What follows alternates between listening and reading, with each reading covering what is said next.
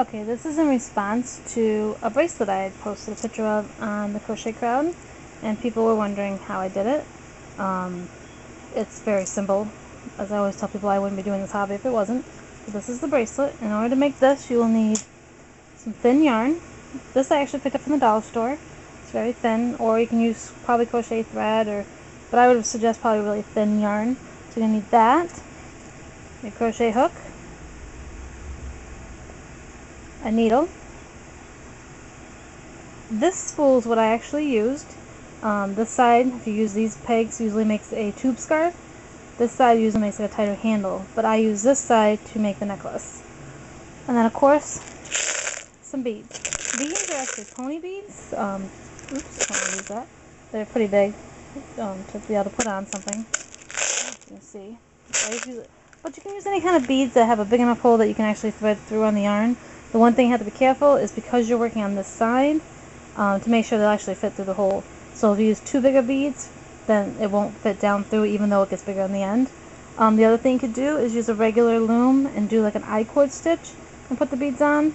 But for the one I did with the bracelet, this is what I used.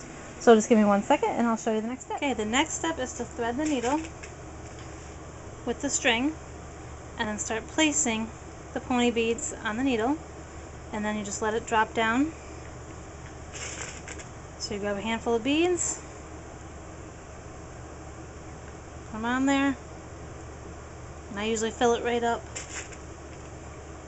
with the beads because you can put an awful lot of beads on there. So what you're going to do is load up with as many beads as you need for the project, and then we'll move on to the next step. Okay, the next step is just like you're doing on a regular loom. You're going to make your slip knot, and you're going to place it, you're going to place it on one of the little pegs.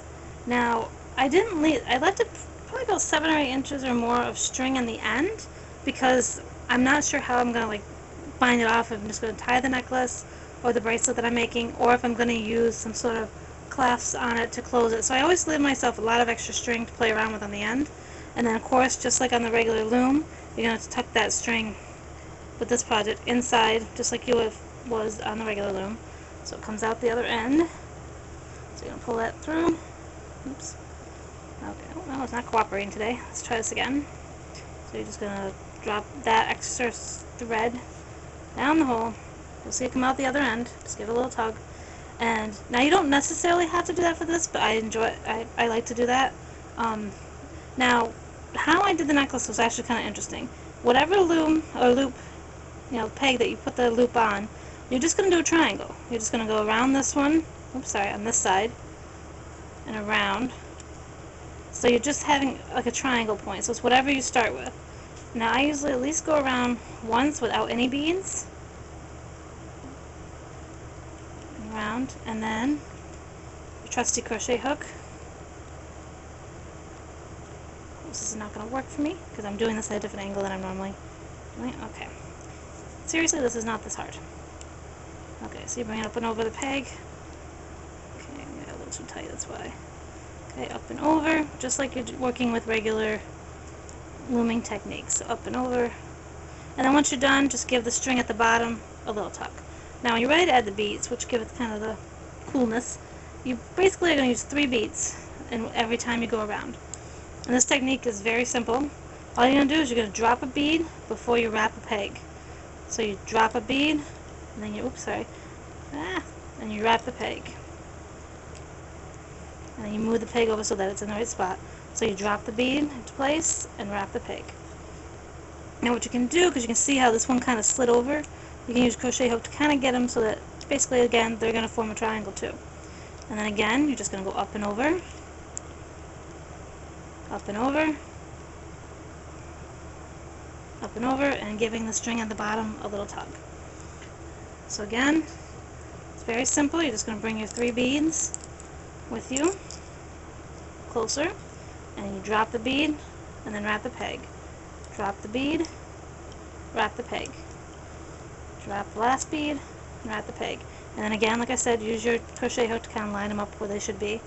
And again, up and over, up and over, and up and over. And this is the technique you're going to use until it's down to where the length you want it to be. And so I'm going to do one more row here just to show you, and then I'll show you how I cast it off. So again, you know, what's the technique? We drop the peg, and then we wrap the peg. We drop the peg, oops, and then we wrap the peg. Dropping the peg and wrapping the peg. And then just checking to make sure that they are forming their own little triangle, like that. And again, up and over, up and over, up and over. Now it takes a little while to get it down to where you're going to see, because it's going to come through the bottom of the tube, obviously. And when it comes out, it's going to come out, obviously, looking like you see on these beads, on this row. I'm sure you can do this technique using maybe 4 pegs.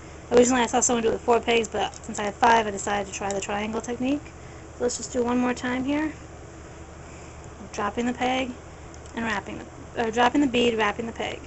Dropping the bead, wrapping the peg. Oops. Let's try this again here. Okay. The string's getting a little tight, that's why it's not cooperating. So that's all you're going to do. Oops. And of course, as you can see, it's fighting me.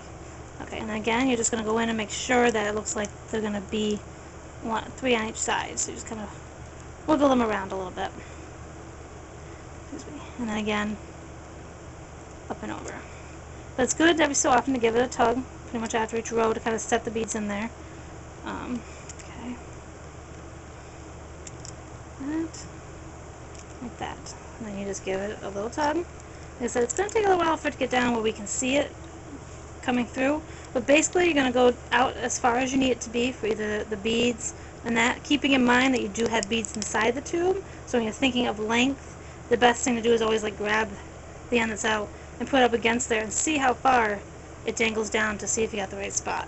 Now, if you were done with the project now and you're ready, you got the length that you want, all you're going to do to cast off is take, this is the peg that has the loop on it, you're going to take the loop off this one, and you're going to place it, try not to lose it like I do, you're going to place it on that peg, and then you're just going to slip that over.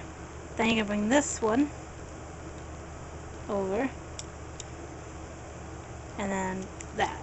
Now once you get to this part, to get it off, what you're going to do is you're going to get your trusty scissors, and remember that whatever length of rope or string you left hanging out in between, give yourself that much on the side, but I'm not going to because I'm not really making a project right now.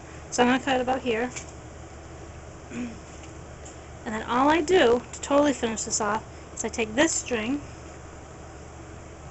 and I take off the last loop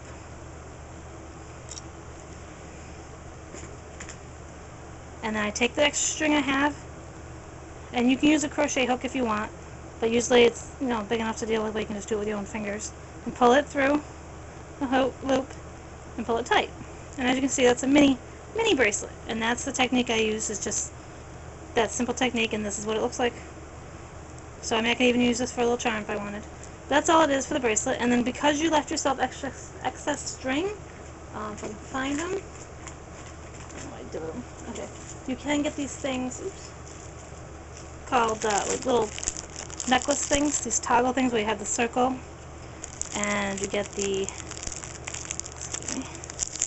you can buy these in the store, and if your string is thin enough, you can tie them onto these and use this to hold it closed for either the bracelet or the necklace. I did that with the necklace I made earlier. Well, I hope you understood my tutorial, and again, have fun making these, and don't, like I said, these are just pony beads, very cheap to get, and they have lots of different colors. I'm going to try this technique with different types of beads and see how they work, but still, it's very simple design to do. So, thanks for watching. Hi, one little quick thing that I forgot to mention is before you take it off the loom, before you cast off onto off and have it on maybe one peg, go around one more time with the string with no beads on it, and then do the taking of one loop and putting it onto the other and going over it.